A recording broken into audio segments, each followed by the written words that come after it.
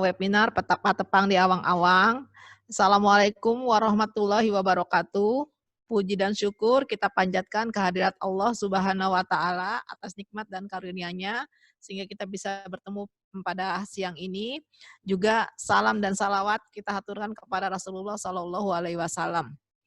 Alhamdulillah siang ini kita dapat bertemu lagi dalam acara Patepang di Awang-Awang yang keempat dari Ikatan Alumni Fakultas Kedokteran Universitas Padjadjaran Angkatan 84 Bandung. Ini adalah acara webinar kita yang keempat. Yang pertama kita sudah membahas mengenai demensia dari sudut pandang neurologi dan psikiatri. Yang kedua mengenai masalah kesehatan jantung dan bahaya merokok. Kemudian yang ketiga mengenai kesehatan mata dan THT pada lansia. Dan yang sekarang yang keempat kita akan membahas insya Allah mengenai osteoartritis. Baik, sebelum kita mulai acara, mungkin para pemirsa sekalian bisa berkenalan dulu ya. Mungkin nanti ada kata sambutan dari ketua angkatan kami, yaitu Dr. Ahmad Rizal, spesialis neurologi konsultan PhD. Kepada Dr. Ahmad Rizal, saya persilahkan. Ya, terima kasih Dr. Ira. Alhamdulillah kita panjatkan puji syukur kehadirat Allah bahwa hari ini kita bisa ketemu lagi. Pertama-tama saya ingin mengucapkan Assalamualaikum warahmatullahi wabarakatuh. Selamat datang di pertemuan Patepang di Awang-Awang yang keempat dari teman-teman dari alumnus Fakultas Kedokteran Angkatan 1984 UNPAD. Jadi acara ini memang kami berencana untuk menyelenggarakannya rutin, mudah-mudahan bisa terselenggara terus dua minggu satu kali dengan materi yang bervariasi seperti tadi sudah disampaikan oleh Dr. Ira. Dan memang salah satu concern kami adalah tentang perawatan dan perawatan pada orang-orang lanjut usia. Jadi mungkin topik-topiknya sampai beberapa topik yang ke depan masih akan berkaitan dengan lanjut usia. Jadi dimulai dari gangguan demensia, kemudian kemarin kita bicara tentang kelainan mata dan THT, kemudian juga dan hari ini kita akan bicarakan tentang kesehatan lutut. Jadi kami menganggap bahwa kesehatan lutut ini juga merupakan masalah yang paling sering dikeluhkan oleh masyarakat yang beranjak berusia lanjut. Nanti insya Allah kita akan menyaksikan dan boleh bertanya kepada dua orang pembicara, baik nanti bisa angkat tangan untuk bertanya langsung atau melalui chat yang ada di Zoom. Dan juga karena Zoom ini terbatas 100 orang, kami juga menyediakan link untuk YouTube yang mungkin bisa dilihat di undangan yang tersebar di bagian paling bawah dari undangan per WA yang kami sebarkan. Jadi mungkin teman-teman atau rekanan dari bapak-bapak, ibu-ibu sekalian yang sudah berhasil masuk, kalau tidak bisa masuk, bisa melalui YouTube. Memang kalau dari YouTube bisa mendengarkan, tapi tidak bisa bertanya langsung. Tapi pertanyaannya nanti bisa mungkin dari Dr. Ira yang akan menyampaikan ininya. Mungkin itu saja. Terima kasih. Semoga yang kita laksanakan membawa manfaat buat kita semua. Dan mudah-mudahan kita semua dilindungi oleh Allah Tuhan Yang Maha Kuasa sampai selanjutnya. Mungkin begitu saja. Terima kasih. Assalamualaikum warahmatullahi wabarakatuh. Waalaikumsalam warahmatullahi wabarakatuh. Terima kasih Dr. Ahmad Rizal. Baik para Bapak Ibu sekalian, para hadirin sekalian, saya ucapkan terima kasih atas partisipasinya mengikuti acara kami Patepang di Awang-Awang. Baik, selamat siang para pemirsa sekalian. Ya, Patepang dari Awang-Awang kali ini kita akan berbagi ilmu mengenai kesehatan lutut. Ya, bagaimana hari ini? Tadi sudah ada yang mungkin olahraga, sudah mungkin bagi yang beragama Islam sudah sholat ya. Bagaimana sholatnya? Masih bisa berdiri atau pakai kursi? Terus naik turun tangga masih oke atau perlu bantuan? Apa kadang-kadang terasa nyeri di lututnya atau di sendi-sendinya? Nah, untuk mengetahui lebih lanjut nanti ada ahli kami dari angkatan kami. Di sini akan ada 2 ahli, yaitu nanti ada Dr. Muhammad Naqsyabandi, spesialis rehabilitasi medik ya, dan kemudian nanti ada Dr. Yoyos dari spesialis ortopedi. Baik, sebelumnya mungkin kalau bagian belum bisa masuk ke Zoom ini, nanti bisa juga melalui YouTube ya, dengan judul sama Patepang di Awang-Awang. Nanti bisa dicari, mungkin kalau ingin bertanya melalui YouTube bisa diketik di situ ya. Nanti kita akan lihat juga. Bagi yang langsung di Zoom, bisa langsung bertanya langsung atau juga nanti bisa diketik.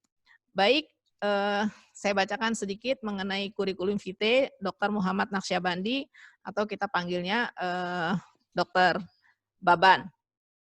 Dr. Baban ini sama-sama ya dari angkatan Fakultas Kedokteran Unpad, angkatan 84, kemudian lulus dari spesialis rehabilitasi medik pada tahun 2004 dari Unpad juga, dan sekarang ini beliau bekerja di Rumah Sakit Pertamina di Balikpapan. Nah, jadi ini kita langsung terhubung ke Balikpapan ya. Kita lihat nih, Dr. Baban sudah siap dengan kopiahnya dari khas Kaltim ya, Dr. Baban ya. Iya, baik, tidak memperpanjang waktu lagi, saya persilahkan Dr. Baban untuk mempresentasikan papernya. Silahkan. Assalamualaikum warahmatullahi wabarakatuh. Sudah kontak? Ya, sudah. Silahkan Kang Baban. Ya, terima kasih Dokter Ira. Insya Allah pada siang ini saya akan mempresentasikan mengenai nyeri lutut.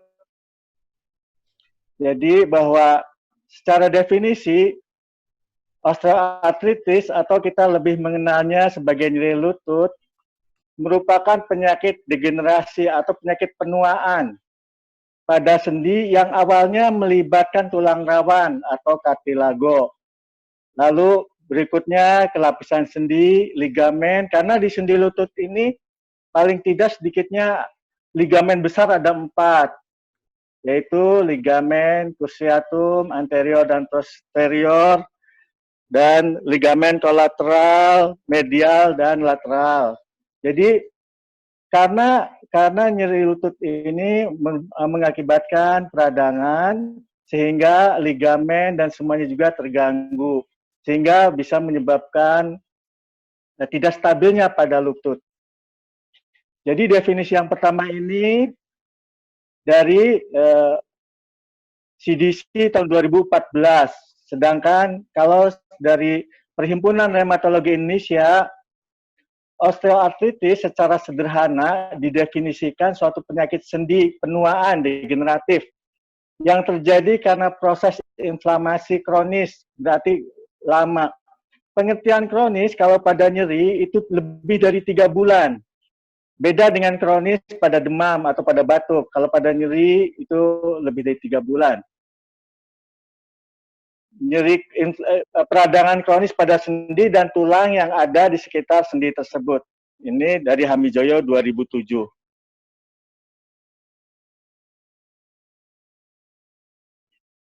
Ya, latar belakangnya di Indonesia angka kejadian osteoartritis terjadi antara umur 40 sampai 60 tahun. Sesuai dengan penyebab dari osteoartritis sebelumnya kan kebanyakan tidak diketahui secara pasti. Ada beberapa faktor, yaitu salah satunya usia lebih dari 40 tahun, jenis kelamin juga Nanti disebutkan di sini suku bangsa, genetik, kegemukan, cedera sendi, kelainan pertumbuhan, dan kepadatan tulang.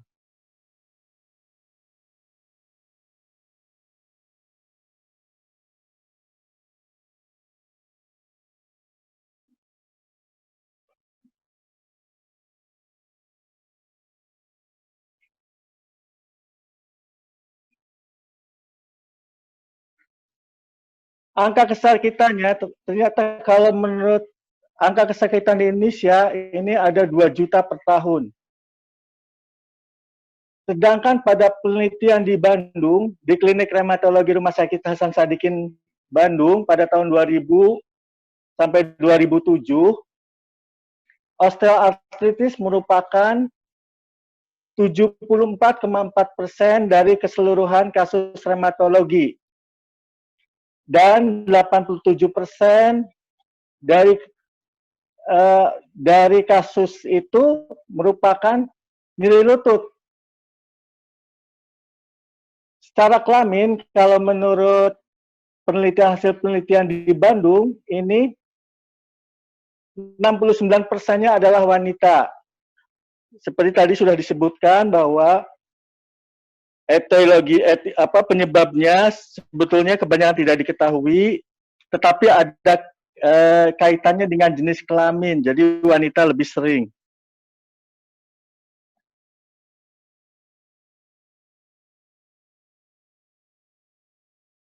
Ciri-ciri nyeri lutut yang karena faktor usia atau degeneratif adalah nyeri pada sendi lutut. Sendi yang terkena, terutama waktu bergerak, umumnya timbul tadi sudah disebutkan kronis, perlahan-lahan, mula-mula rasa kaku, kemudian timbul rasa nyeri yang berkurang. Nyerinya berkurang saat istirahat. Jadi awalnya kaku, lalu nyeri, setelah diistirahatkan nyerinya berkurang. Lalu diikuti akan pergerakan sendinya menurun. Jadi hambatan dari pergerakan sendi. Bisa juga adanya bunyi-bunyi di lutut, juga pembesaran sendi lutut,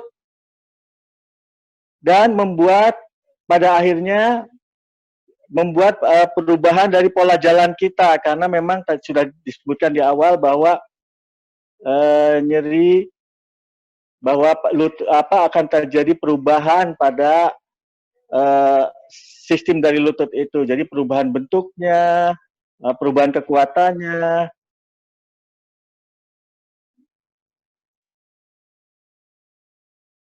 Gambaran pada nyeri lutut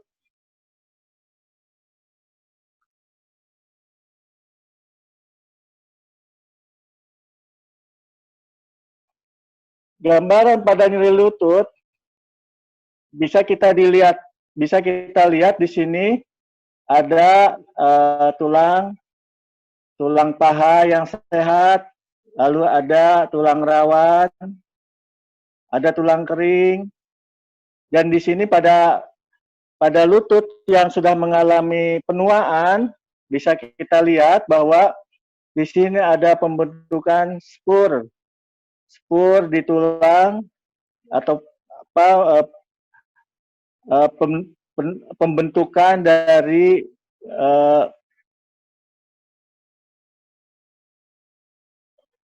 spur itu ya, formasi tulang di tulang, dan ada penyempitan sendi serta kerusakan dari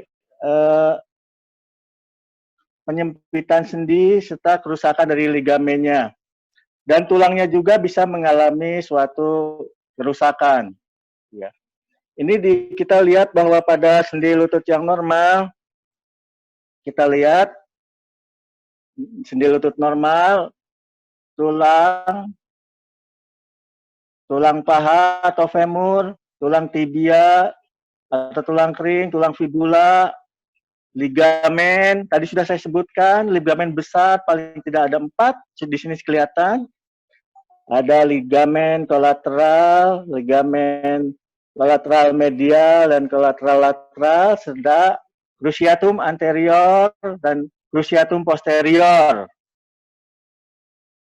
Tapi pada kelainan osteoartritis, di sini kita lihat bahwa sudah ada penyempitan, meniskusnya sudah mengalami penuaan, juga tulang rawannya, dan adanya spur di tulang atau formasi spur. Gambaran ronsen pada tulang rawan, gambaran ronsen kita lihat pada tulang normal, gambaran ronsennya bagus, belum ada penanjaman dari eminensianya, tidak ada penyempitan dari rongga sendi antar tulang, tapi pada gambaran ronsen pada tulang yang sudah mengalami penuaan atau degeneratif, kita lihat ada spur tulang, ada penyempitan di sebelah kiri dari penyempitan dari sendi, ruang rongga sendi menyempit, dan biasanya itu ada penajaman dari eminensia interkondilidanya. Jadi banyak kelainan karena memang seperti yang tadi sudah disebutkan bahwa faktor penuaan pada lutut bukan hanya pada tulang rawannya, tetapi bisa mengenai jaringan-jaringan di sekitarnya, bahkan tulangnya itu sendiri. Jadi jaringan lunak maupun jaringan keras di sekitar lutut. Makanya tadi sudah disebutkan bahwa akan terjadinya suatu perubahan tulang sehingga membuat kecacatan atau deformitas dan merubah pola jalan kita. Jadi kita lihat aja kan, nanti ada gambar berikutnya. Nah, ini adalah gambaran lutut yang bengkak. Kita lihat bahwa memang bengkak lututnya, biasanya tanda-tanda lutut bengkak itu kemerahan, lalu memang bentuknya bengkak, bahkan diikuti dengan yang kronis, diikuti dengan adanya perubahan bentuk dari lutut. Nah, ini yang membuat perubahan dari pola jalan atau gait. Nah, karena lutut normal itu kelihatan di tengah lutut yang normal, dia lurus, sedangkan lutut bisa dia karena kelemahan dari ligamen atau jaringan yang mengikat antar tulang, itu bisa melemah, jadi dia bisa berbentuk berupa kaki O atau kaki X. Nah, ini itu terjadi karena ligamen-ligamennya atau tadi karena salah satunya kan ada disebutkan penyempitan dari salah satu ruangan atau ruang sendi antar tulang. Itu yang membuat bahwa karena peradangan membuat jaringannya juga terganggu, tulang peradangan dari pertama tulang rawannya, jaringannya, jaringan lunak, lalu jaringan keras, jadi terjadi perubahan dari bentuk lutut. Jadi bisa bentuk kaki X, bisa bentuk kaki O.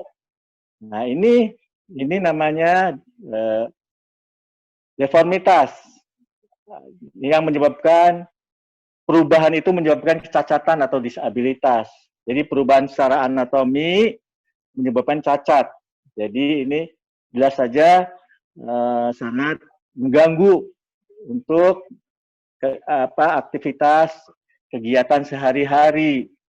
Jadi makanya memang tadi sudah disebutkan di awal-awal bahwa ini angka kejadiannya cukup besar di Indonesia, 2 juta kasus per tahun perkiraannya. Jadi cukup banyak.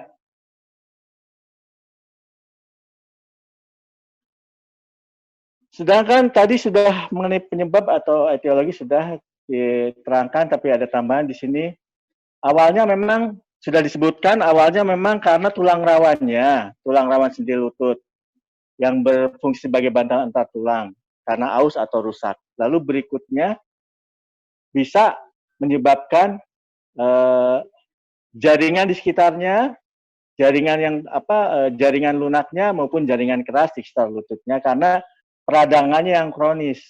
Jadi peradangan yang lama, walaupun peradangan di sini ini bukan peradangan yang dalam artian peradangan karena infeksi. Jadi ini peradangan betul-betul yang non infeksi.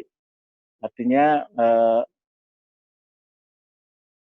walaupun dia lututnya mungkin karena peradangan jadi bisa teraba lebih hangat, tapi ini steril, kebanyakan tidak ada bakterinya, peradangan yang non infeksi.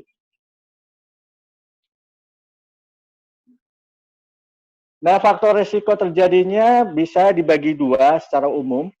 Primer itu usia, tadi disebutkan sebetulnya usia, ada yang menyebutkan 40, ada 45 tahun. Tadi sudah diterangkan bahwa kelebihan berat badan, nanti kita ada hitungannya mulai kelebihan berat badan, aktivitas fisik berlebih, itu juga nanti ada latihan-latihan, contoh-contoh latihan bahwa memang kita tidak boleh misalnya loncat terlalu berlebihan pada usia-usia di atas 40 tahun. Sedangkan secara sekunder itu bisa terjadi karena cedera lutut. Cedera lutut karena pemakaian lutut secara berlebihan atau memang karena cedera aja, trauma.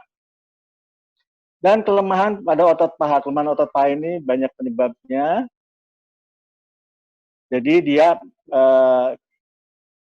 kalau paha depan, makanya pada pelatihannya juga akan diberikan pelatihan pada penguatan otot paha depan maupun paha belakang, atau yang dikenal sebagai otot quadriceps dan otot hamstring. Jadi itu yang untuk menstabilisasi lutut itu perlu sekali untuk memperkuat atau memberikan pelatihan pada otot paha.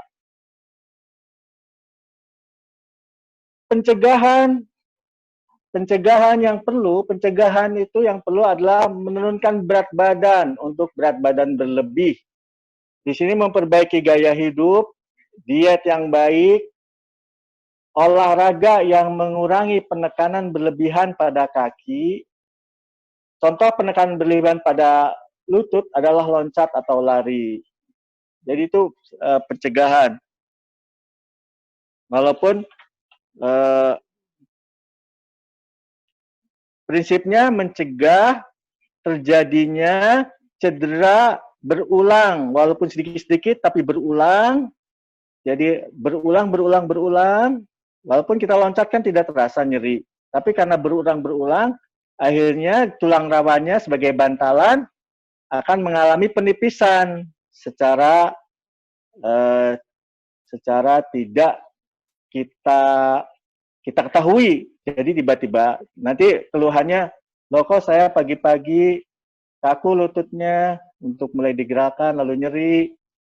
Ya itu karena memang nyeri lutut tersebut sudah mulai berlangsung.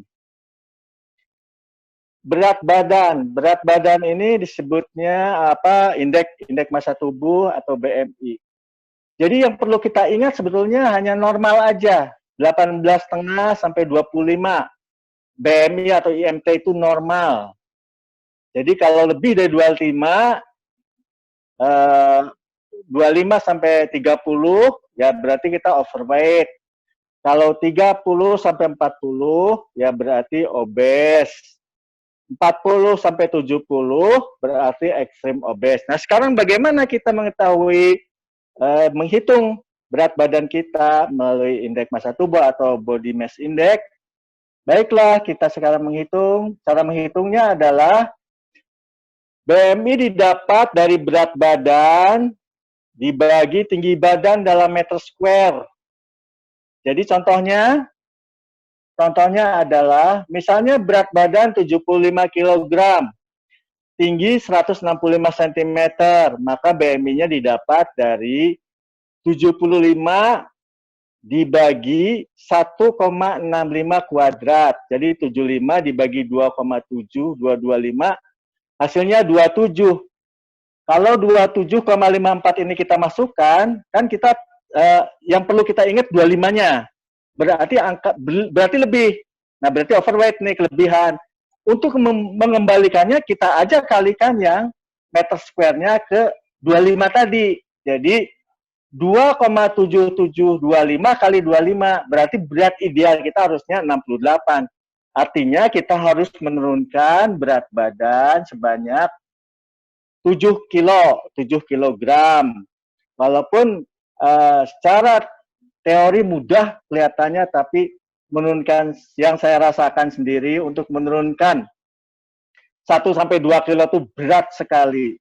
Tapi ini wajib dikerjakan. Mengapa? Karena saya merasakan sendiri, dengan menurunkan berat badan itu nyerinya jauh berkurang. Nyeri lutut itu bahkan saya pernah merasakan sama sekali tidak nyeri dengan hanya menurunkan berat badan. Jadi ini adalah kunci menurunkan berat badan itu. Menurut saya ini kunci dari keberhasilan kita untuk mengurangi nyeri di lutut. Karena kenapa? Karena kan kita pekerjaan kita tidak bisa seperti kita ini, kita sebagai dokter kan mungkin rumah sakit punya lift gitu, tapi kan mengejar waktu juga untuk kita naik tangga. Padahal naik tangga itu kan memang suatu yang sangat sebisa mungkin dicegah untuk yang nyeri lutut ini. Tapi kan karena kita mengejar waktu, kita tidak bisa untuk menunggu lift, untuk antri. Jadi tetap kita akan naik tangga walaupun.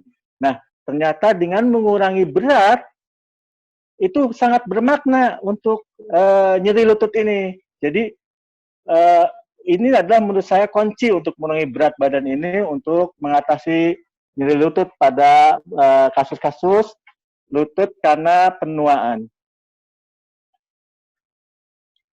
Saran olahraga sebaiknya memenuhi kriteria frekuensi, intensitas, dan time. Tapi ingat, ini untuk yang normal ya, bukan yang untuk gangguan dengan tekanan darah. Jadi perhatian untuk yang mengalami gangguan dengan tekanan darah. Frekuensi itu umumnya 5 kali per minggu. Mereka kan ini para ahli dalam bidang olahraga. Jadi kalau waktu itu ada yang menyebutkan para ahli olahraga cukup 1 minggu itu 150 menit. Artinya kalau 150 menit dibagi 5, cukup dengan 1 kali olahraga itu 30 menit saja. Tapi kalau kita mengikuti program senam kesegaran jasmani, senam ke SKJ itu kan lebih dari 30 menit ya. Oh enggak, sekitar 20 sampai 30 menit. Tapi dia cukup lengkap, artinya ada pemanasan, ada latihan, ada pendinginan, artinya itu adalah hal yang bagus. Jadi cukup 30 menit sekali latihan, dilakukanlah 5 kali per minggu. Dan untuk intensitas, tadi frekuensi 5 kali, waktu 30 menit atau 40 menit atau lebih. Yang intensitas atau pembebanan itu dengan mengukur nadi 220 dikurangi usia, karena memang kita kan sudah faktor usia juga dan bukan atlet, jadi cukup sampai menghitung sampai pengalinya sampai 60% aja. Jadi kalau misalnya usia 60, berarti 220 kali 60 hasilnya 96. Kita hitunglah denyut nadi kita di daerah depan dari pergelangan tangan, kita pegang, kita hitung 15 detik sampai angka 24. Kalau sudah lebih, berarti kita tinggal sisanya pendinginan aja. Tapi kalau misalnya kurang, ya terus aja sampai kalau bisa kita harus sebaiknya menuju angka 24 untuk 15 detik tadi, sehingga kita tercapailah untuk fitnya, frekuensi, intensitas, dan time-nya tercapai, bahwa kita akan mendapatkan kebugaran dari latihannya itu, bugar, sehat dan bugar. Jenis olahraga yang baik, yaitu yang pertama berenang. Kenapa berenang?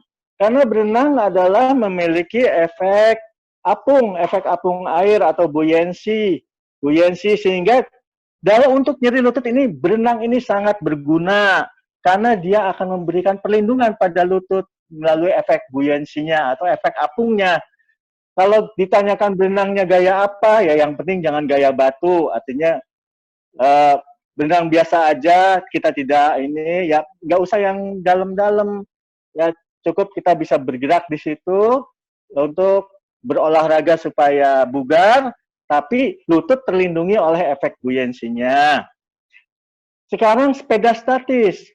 Sepeda statis itu baik karena kan kita tidak melawan gravitasi, karena kita kan ditopang oleh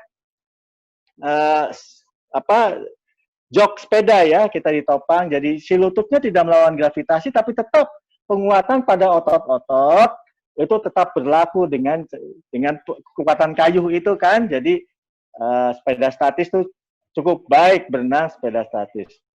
Sedangkan jalan pagi ini baik sekali, atau kalau misalnya mau kita lebih aman lagi, dibagi aja 2 sesi. Jalan paginya misalnya seperempat jam, jalan sorenya seperempat jam, jadi dicapai waktu 30 menit. Tapi kalau lebih baik ya kita dengan jarak dengan kecepatan di bawah 2,4 km, jadi dengan jarak yang sekitar 3 sampai 4 km, atau boleh kalau kita misalnya sekarang kan HP itu sudah banyak yang hitung langkah, jadi kalau misalnya mampu ya 6.000 langkah per hari baik, ya minimal 3.000 langkah per hari itu lebih baik. Baik juga, maksudnya kalau kita bisa mengejar sampai 6.000 langkah per hari ya itu baik. Tapi kan seperti tadi sudah saya katakan, kita nggak usah terburu-buru, artinya kita nggak usah harus diselesaikan dalam satu sesi, jadi sehari itu kita bagi 2 aja, 15 menit pagi, 15 menit sore. Jadi dengan menghitung jarak atau menghitung menjumlah langkah itu baik dilakukan untuk kalau bisa misalnya kita bisa 4 kilo, bisa 6.000 langkah, yaitu berarti bahwa kita bugar ya, sehat. Karena kan nyeri, jadi kalau kita tidak bugar itu kan bisa dinilai dari mudah lelahnya atau nyeri betis. Jadi kalau kita mudah kardiorespirasi, jantung parunya bagus, tapi kakinya tidak bagus, berarti nyeri kaki. Atau kakinya sehat, tapi jantung parunya tidak bagus, berarti mudah lelah, mudah sesak. Iya, jadi dua-duanya harus seimbang. Jadi supaya, nah ini salah satunya jalan pagi. Sedangkan yoga ini memang latihan untuk salah satunya ya mungkin saya kurang paham mengenai yoga kenapa masuk di sini, karena mungkin yoga ya tidak ada pembebanan dan juga untuk konsentrasi kita supaya tidak begitu nyeri atau bisa beradaptasi dengan nyeri, hidup dengan nyeri. Seperti kalau misalnya nyeri pada visual analog scale atau VAS, misalnya angka nyerinya pada nilai 4. Berarti nyeri ringan misalnya di bawah 4 nyeri ringan. Nah, kita sudah nyeri yang sudah semestinya bisa kita abaikan. Artinya kita dengan latihan-latihan seperti itu mungkin bisa mengabaikan atau mengurangi rasa nyerinya. Pengobatan. Jadi pada kasus yang bengkak, tadi sudah disebutkan, tadi ada gambar yang bengkak itu, kan kalau misalnya bengkaknya kurang dari 48 jam, itu bisa dilakukan kompres dingin dengan es. Tapi kalau sudah lebih, artinya ya fisioterapi untuk menghadapi bengkaknya. Jadi obat penghilang nyeri itu dilarang digunakan lebih dari 10 hari tanpa konsul ke dokter. Jadi tetap harus konsul ke dokter. Jadi kalau nyerinya sudah lebih dari 10 hari, sudah minum obat sendiri, beli di warung atau di apotek sendiri, tapi kok nggak hilang, nah itu nggak boleh dilanjutkan. Tetap harus konsul ke dokter.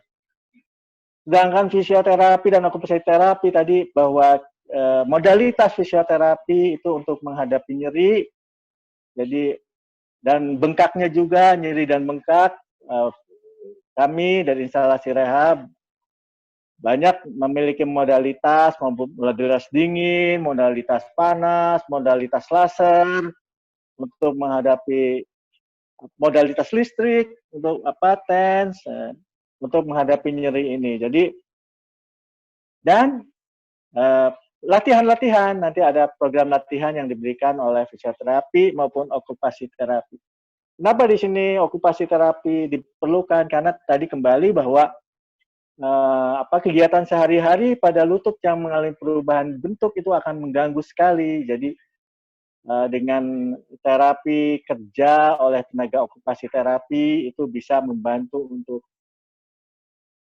memperbaiki kemampuan daripada aktivitas kehidupan sehari-harinya. Penyangga lutut, nanti mungkin injeksi dan lutut operasi itu Dr. Yoyos nanti yang akan menyampaikan. Sedangkan untuk penyangga lutut, itu ada beberapa gambar dari saya mengenai penyangga lutut. Nah ini Decker, jadi berdasarkan derajat dari kelainan lututnya itu sendiri. Mana yang misalnya kalau ringan ya pakai Decker aja. Misalnya masih ada sedikit bengkaknya pakai Decker aja. Lalu ada lagi, nah ini adalah penyangga lutut dengan stabilisasi tempurung lutut atau patella. Kenapa patella harus stabilisasi? Ternyata pada nyeri lutut ini sudah disebutkan pada awal bahwa akan terjadi deformitas atau akan terjadi kelemahan dari ligamen yang besar maupun ligamen ke patella, sehingga patellanya itu akan dislokasi, bergerak biasanya ke sisi samping. Jadi ini patellanya juga harus distabilisasi kalau sudah tidak stabil dia. Jadi sudah mudah bergerak patellanya, mudah. Karena tadi si ligamennya itu mengalami peradangan sehingga terganggu kekuatan ligamen untuk menahan antar tulangnya sehingga dia mudah bergerak, makanya harus distabilisasi juga. Kalau misalnya patellanya itu sudah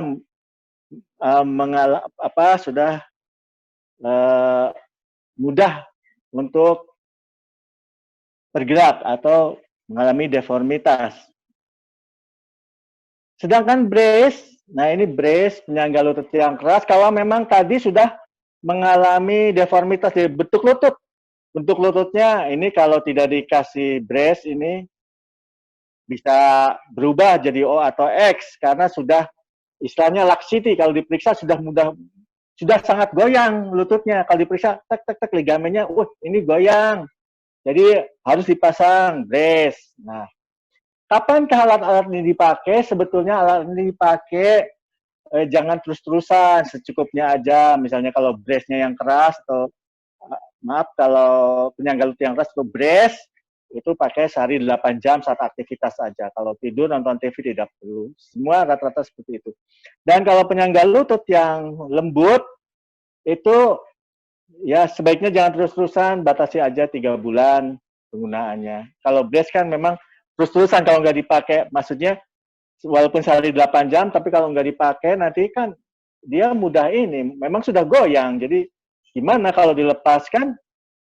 Tapi tetap bahwa kita jangan tergantung pada alat-alat penyangga ini. Karena banyak orang yang rasa percaya dirinya itu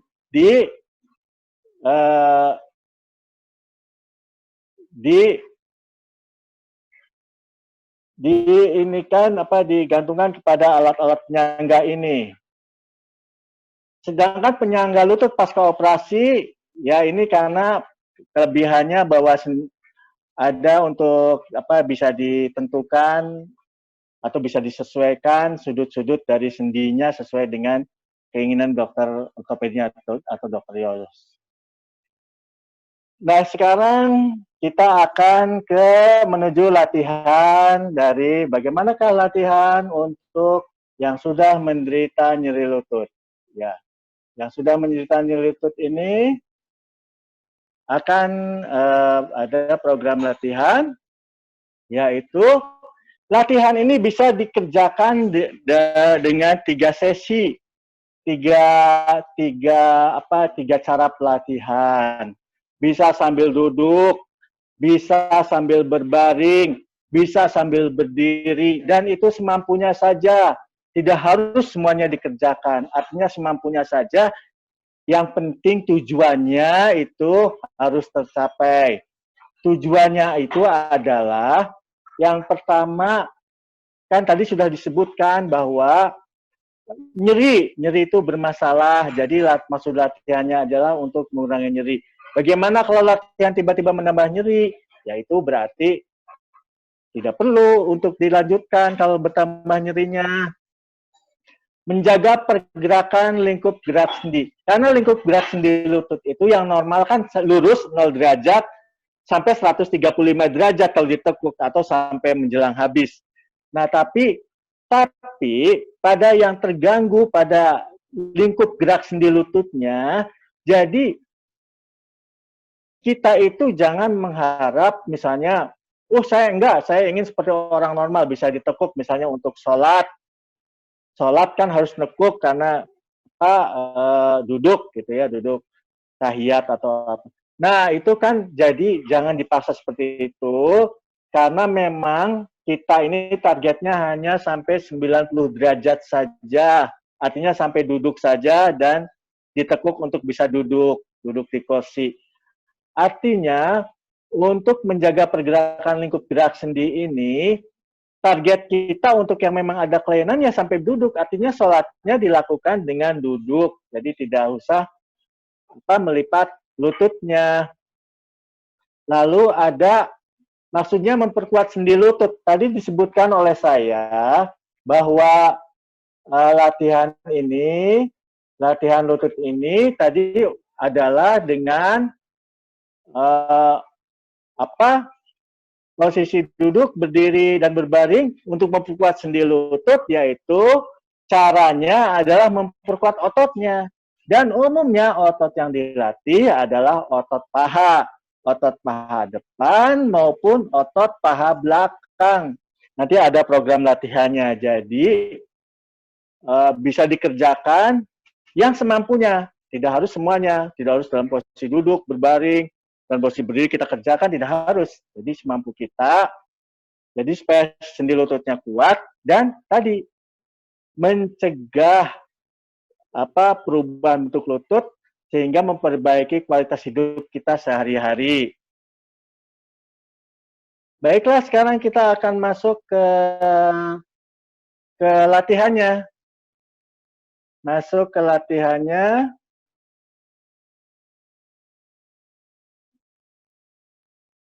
Nah, kita akan masuk ke latihan.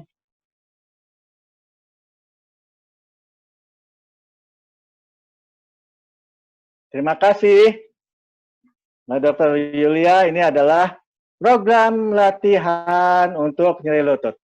Yang perlu pertama adalah lutut duduk ya, duduk sambil posisi duduk. Ini untuk posisi duduk yang pertama ya, lutut diluruskan dan ingat, itu telapak kaki harus ditarik ke belakang karena itu adalah program untuk menguatkan tadi paha atas. Jadi harus betul-betul ditarik ke belakang dengan kuat dan kita menghitung 1001, 1002, 1003. Maksudnya ini kenapa harus dihitung 1001, 1002, 1003? Sebelumnya itu 3 detik. 1 detik, 2 detik, 3 detik. Dan itu harus diulang. Kiri kanan sama, diulang 10 kali pagi, 10 kali sore atau malam. Itu minimal. 10 kali, 10 kali, 20 kali. Itu minimal. Lebih banyak, lebih baik. Sama dengan ini menarik paha ke atas. Sama dihitungnya 1001, 1002, 1003. Nah, ya ini. Lalu kita akan melanjutkan dengan posisi telentang. Jadi tadi posisi duduk cukup 2 ya. Tapi ingat, si telapak kaki harus ditarik ke belakangnya, ditarik yang kuat. Jadi jangan sampai tidak ditarik yang kuat. Nah, ini latihan berikutnya dalam posisi tidur. Oh iya, saya perkenalkan dulu ya. Tadi ini Mbak Dewi dengan Mbak Mary. Mbak Dewi itu adalah ahli media fisioterapi di Rumah Sakit Pertamina Balikpapan. Sedangkan Mbak Mary adalah petugas administrasi medik di Rumah Sakit Pertamina Balikpapan. Ya, jadi ini memberi penekanan pada lutut. Jadi ini maksudnya supaya lutut itu kuat. Jadi ada beberapa latihan memang untuk memperkuat lutut, supaya lutut tidak mudah bergeser, tidak mudah bergoyang. Jadi harus dilatih. Ya itu salah satunya. Tadi telapak kaki ditarik ke belakang, lalu ditekan lututnya ke anduk yang sudah digumpal-gumpal itu, tekan. Setelah kuat dan tekan, lalu menghitung 1001, 1002, 1003, kiri kanan bergantian 10-10, pagi 10 kali, malam 10 kali. Nah, lalu telapak kaki juga gitu, harus ditarik. Nah, sekarang anduknya diambil kan, telapak kaki ditarik ke depan, lalu kebelakangkan dengan hitungan sama. 1001 ke belakang, 1002, 1003, ke depan juga sama. 1001, 1002, 1003. Ya. Nah, untuk menekuk lutut ini tidak usah dipaksa. Jadi kalau ada yang mengalami keluhan nyeri lutut, nggak harus seperti Mbak Mary, karena Mbak Mary kan masih cukup muda, jadi masih kuat atau masih bisa untuk mungkin lebih dari 135 derajat itu penekukannya. Tapi kalau kita yang sudah sepuh-sepuh ya nggak harus dipaksa seperti itu. Yang penting asal menekuk, tahan 1001, 1002, 1003, lalu diluruskan. Nah, diluruskan. Ya. Sekarang dua-duanya. Tadi kan satu. Sekarang dua-duanya tekuk. Ini tilt, diangkat, bokong tilt, diangkat, ya tilt, ditahan, tilt, ditahan. Ini salah satu ini sebetulnya memang kita untuk lutut, tapi ingat bahwa lutut itu bukan suatu sendi yang berdiri sendiri. Jadi semuanya kita seluruh sampai tulang belakang kita harus kuat, harus bagus. Jadi pinggangnya juga harus bagus. Makanya diberikan latihan tilting. Tilt diangkat, ya, sama. Setelah itu dihitung sama 1001, 1002, 1003. Kalau hitungannya mau lebih sampai 1005 boleh.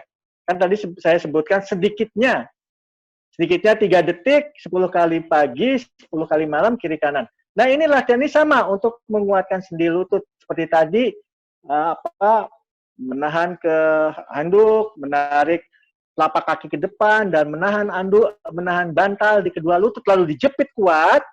Setelah dijepit kita menghitung 1001, 1002, 1003. Nah, ini untuk sama memperkuat sendi lutut. Jadi kemampuan sendi lutut untuk supaya tetap kuat, tetap stabil.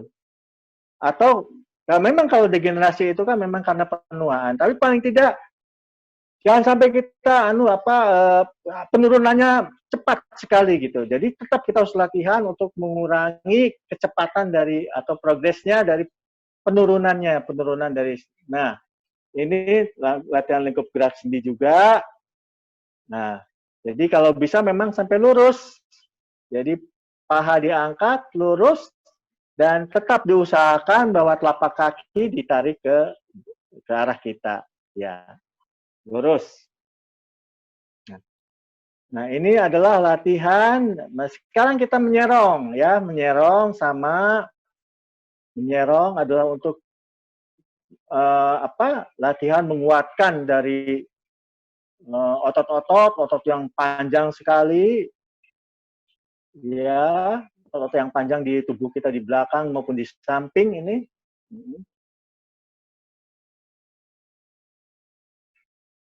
Ya. Sama 1001, 1002, 1003 itu ke samping. Ya. Nah, ini posisi tengkurap ya. Tadi kan disebutkan bahwa bahwa latihannya itu untuk menguatkan otot depan atau quadricep, paha depan atau quadricep, dan otot paha belakang atau hamstring. Jadi dua-duanya harus dikuatkan, ya. Dikuatkan dua-duanya. Yang utamanya untuk menguatkan otot-otot dari paha depan dan paha belakang untuk latihan lutut ini. Ya.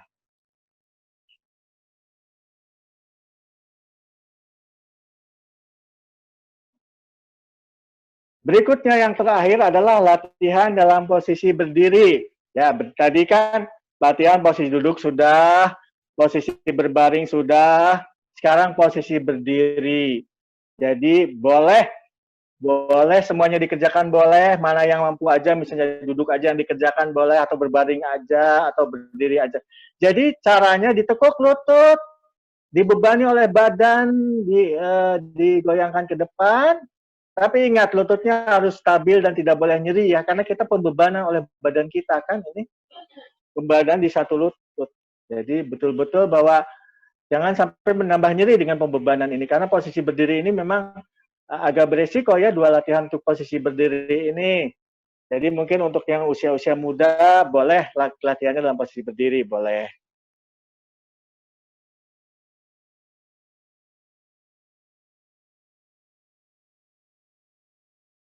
Dan ini adalah posisi latihan terakhir dalam posisi berdiri. Ini dengan